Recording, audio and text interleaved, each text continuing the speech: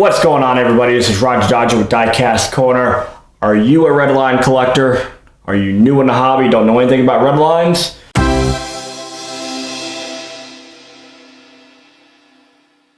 There's a couple things that you can do to kind of educate yourself, and I found this out real quick when I went to the Nationals convention, my first convention actually, and I noticed that everybody was carrying around this book. Okay? This book is pretty much everything about the Redlines from the early years that you need to know. Okay, so when these guys were obviously interested in purchasing a car, they would look at the value in this book. Now, let me fill you in on something first about values. Okay, just because it's in the book, that doesn't mean it's exactly how much you're going to have to pay for it. It could be more or it could be less. Let me explain why. When it comes to creating price guides, you have to keep in mind that whenever the prices are compiled, the book is probably not going to come out to maybe a year later. Okay, first off, they're already a year behind the times. Okay, prices fluctuate on brand new cars like you wouldn't believe. You know, some Super Treasure hunts go for 50, 60 bucks. Some go for, I just saw a guy selling 5 of them for $30.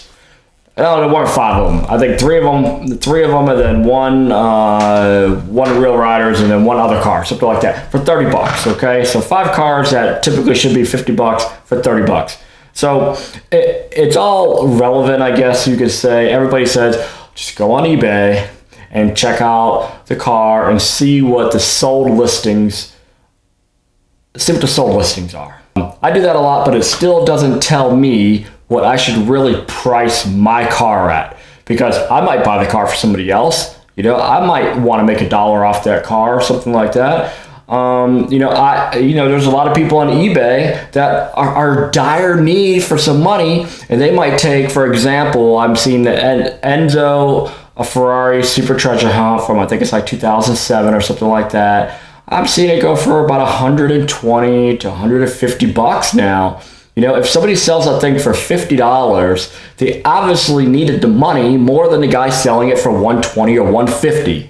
Okay, and then what happens is that somebody's selling it and they write them, oh, I looked at the listing and these things are selling for 50 bucks. No, they're not. Okay, I don't care what anybody says, they're not. All right, one guy shortchanged the whole eBay thing, and now everybody thinks that this car is worth $50. Okay, screw that. All right, you price the car at what you think that you should get. You'll see some ridiculous things where guys sell main lines for $1,000. Okay, whether they're mental in the head, I don't know. But when it comes to Redlines, because they're so old, okay, we're talking 1968, the first year that Hot Wheels came out with their Sweet 16. There's not too many of them running around. There's a lot of loose ones going around. There's not too many in the package. How do I know what it's worth? Well, we're going to determine that today. I'm going to show you how to use this book. I just want you to keep in mind that this book is from, I believe, 2010. Okay, we're at 2015. The prices in this book, okay, I believe are underinflated. They're not as expensive. I mean, they're not as high as probably what they should be 5 years later. And imagine 5 years later with how many Redlines people have opened since then. You know, it's not like they go ahead and remake them and put them in the old package. They do have a 30th anniversary set, but it says 30th anniversary set right on it. It's got a thicker card, and they retooled the castings, and obviously you could tell that they're, to the naked eye, you probably can't really tell, but yes, they do have differences in there, so you could tell the difference between, say a Camaro from 1968 as opposed to the 30th anniversary Camaro, so on and so forth. So let's take a little look through this book. I'll just flip through a couple pages, and we have our Redline here, and this is a real one, okay? And we're going to go and look at the price, the value of this one right here. This is a 1969 Charger, okay, in yellow. All right, so looks kind of antifreeze, huh? I wish it was the antifreeze one, sort of, kind of, but it's yellow, unfortunately. All right, so here we go. All right, so we got our book here. It's called the Hot Wheels the Elite Redline Guide by Jack Clark and Sid Belsberg. Okay, it's got the and I have it off to the side here because I'm going to open it up here. So it's got, you know, a couple of your Redlines from the 80s. You can see the different wheel hubs here, stuff like that. So all right, and like I said, I'll just go through a couple different ones. All right, this one shows your pricing and condition, color chart, cars, miscellaneous. So acknowledgements, introduction. Nice car to have right here. You know, all these are nice cars. You know, it's really, you know, a different story when you have a nice Redline in your hand that's still in the package, and mine is even unpunched. Look at that. So somebody's taking really good care of it. It's got the wheels right here. It's got the Delrin bushing and axles, pricing and condition, loose Hot Wheels. Tells you a lot of information.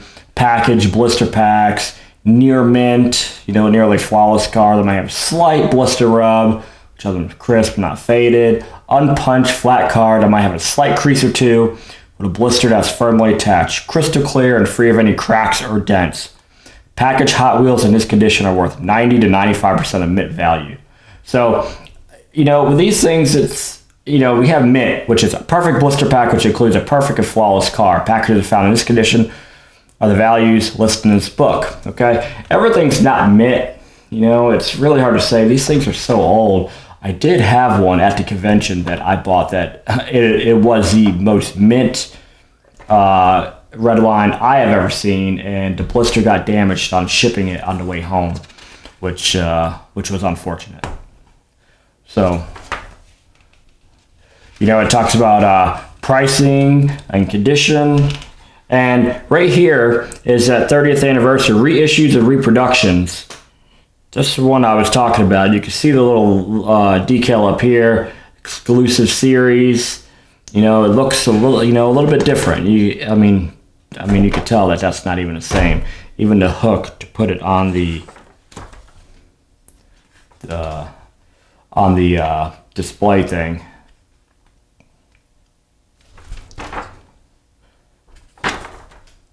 All right, so, you know, it talks about the different colors. Now, this is where it gets a little tricky in the Redline world, is the colors. Okay, we have like light green, fluorescent lime green, fluorescent green.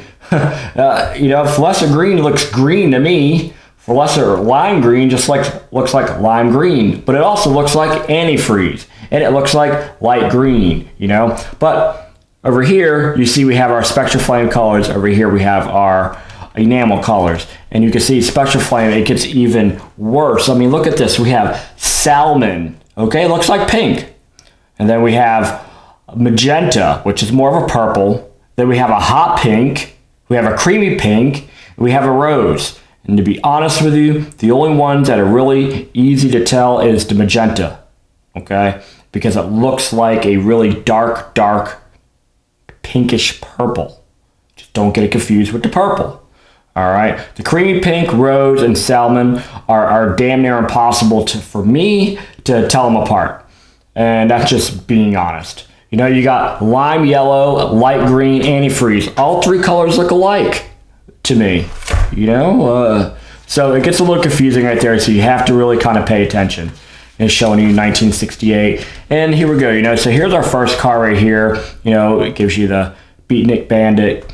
And over here, it gives you your prices, you know, what things are, so on and so forth. And it gives you a little bit of education about the car. Okay, so let's slip on over to our car.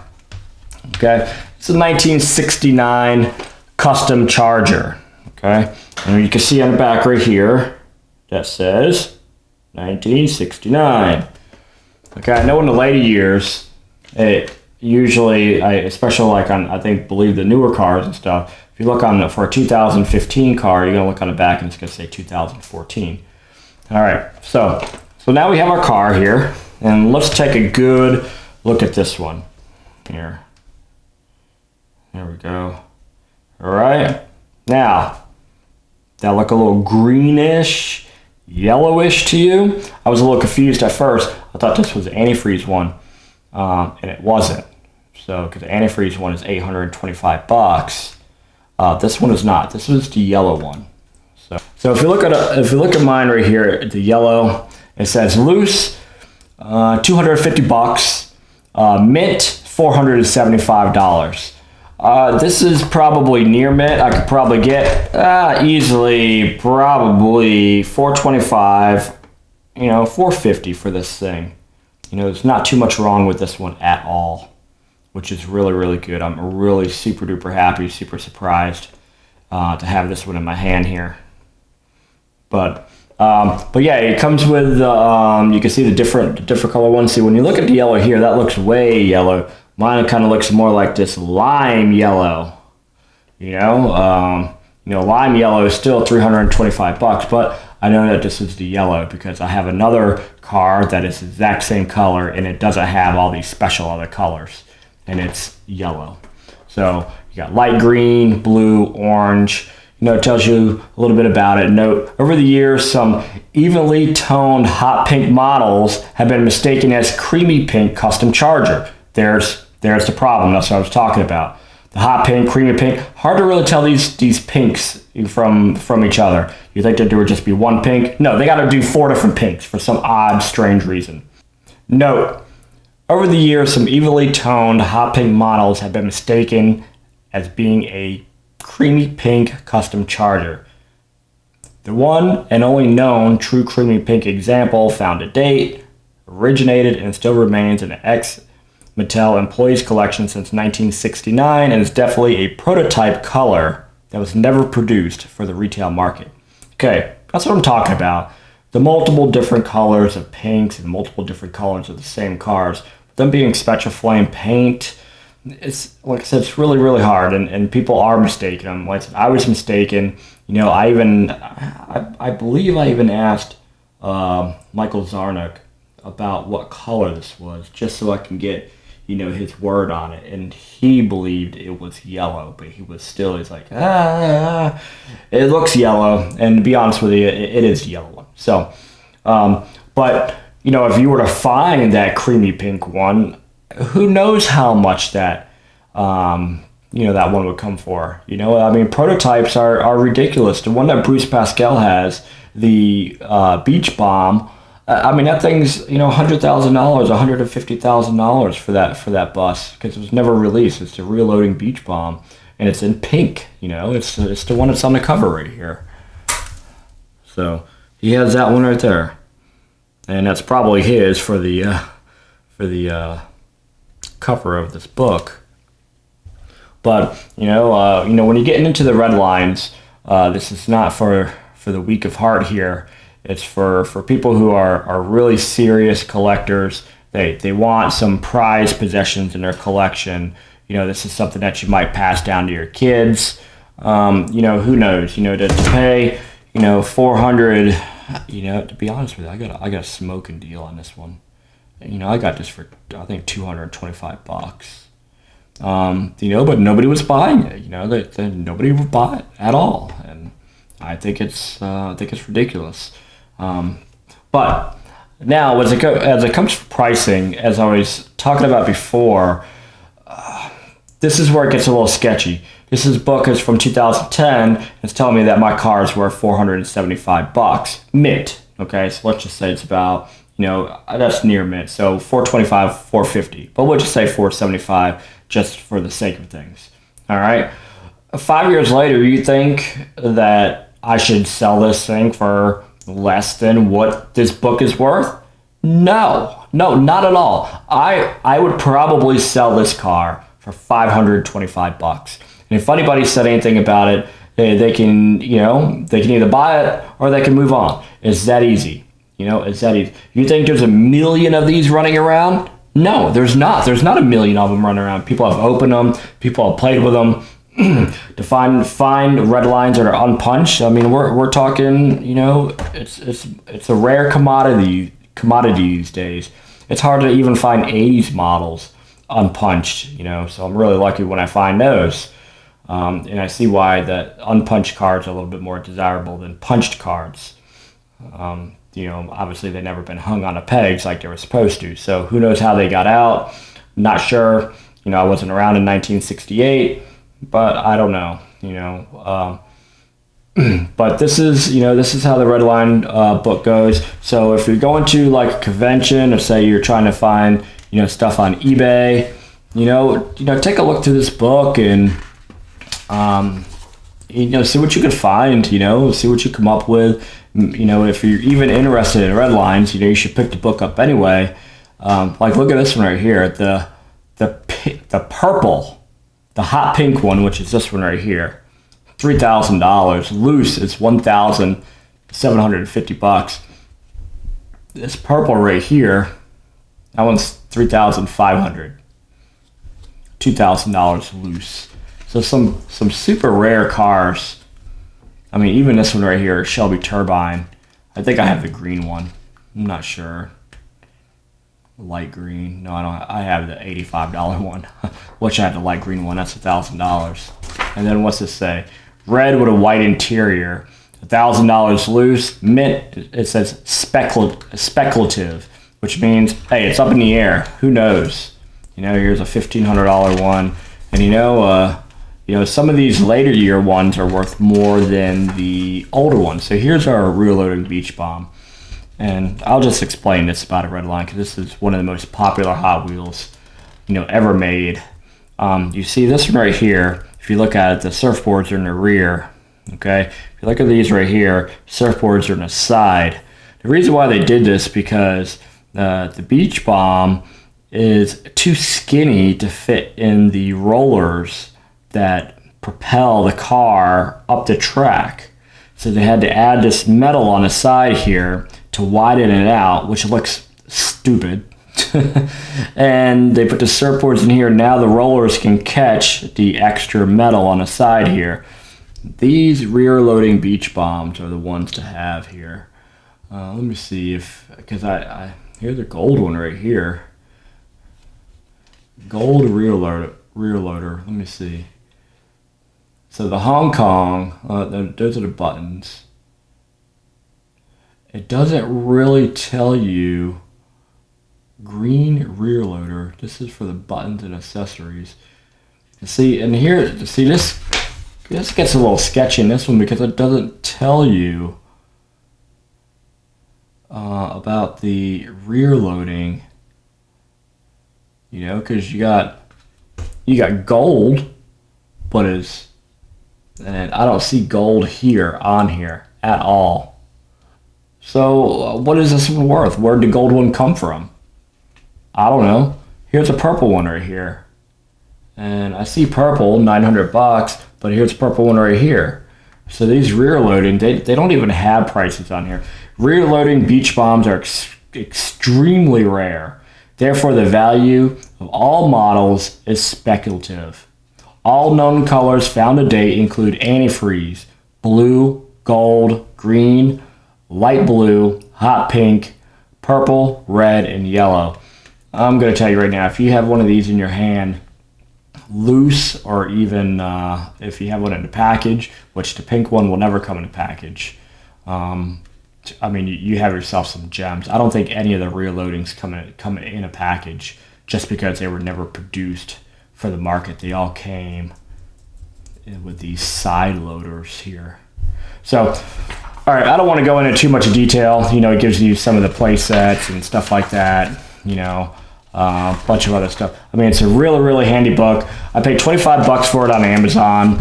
I'm sure there's many places you can get it, but just go to Amazon and go get it. It's not a big deal, and get yourself some education here if you're really into Redlines, because this is definitely helpful. Just like I said, use the prices as a guide. Go on eBay and still use even eBay as a guide. In the end, whoever owns the car can sell for as much as they want. And me, I want to sell this for $475. Nope, this one's going for more. Why? Because I have it and you don't. That's the reason why. It's not like I'm sitting here trying to make money off it or nothing. Money's money. Who cares? It comes and goes. It's the nostalgia of the car. And I've had people offer me half price on eBay when I was trying to sell it one time, and I just told them no. And I took it off eBay because I decided, I'll just keep it. you know, because I really do like it. I don't like the color so much, but it's cool. So there we go, guys. This is our presentation for today. It's all about red lines, and I wish I had more to show you. I don't have a lot of red lines myself. I have, I think, 3 or 4 that are in the blister pack. I have a couple that are loose. You know, they're just, to me, they're a little bit out of my league, I guess you could say. I can afford them if I want to, but I don't want to. I like collecting what I like to collect, and I will be getting into a little bit more red lines probably later on, and you know, but I'm really happy with how I do my collecting right now. And you know, when it really comes time to like hunker down and whatever, and then I'll start, you know, maybe picking up some more red lines because I do like them. It's just you know, I'm more into, you know, my BMWs right now, and you know, Volkswagen buses, and you know, and stuff like that. So you know, I got a bunch of other things, you know, that my money, you know, like remodeling my house, that these things need to go towards. So but yeah, you can see a lot, you know, it shows you a lot of different variations. I mean, it's pretty awesome. It's a really nice book to sit down and just look through and stuff like this. This right here, this set of Super Chromes, I had that set, and I ran it through the dirt and the mud and everything else, and that thing is worth some money. It's a really cool set. All right, guys, there we go. I just want to kind of just give everybody a little cap on this cool book here. You know, this thing's pretty thick. It's about 1 inch thick. Like I said, it's called the Elite Redline Guide. I get it off Amazon for about 25 bucks.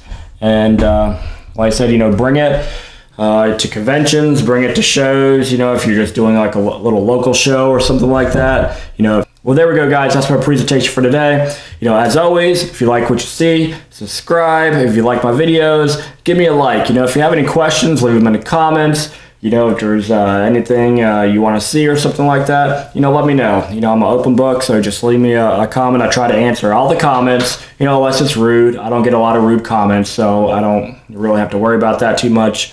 But, you know, as always, this is Roger Dodger with Diecast Corner. Everyone have a good one. Until next time.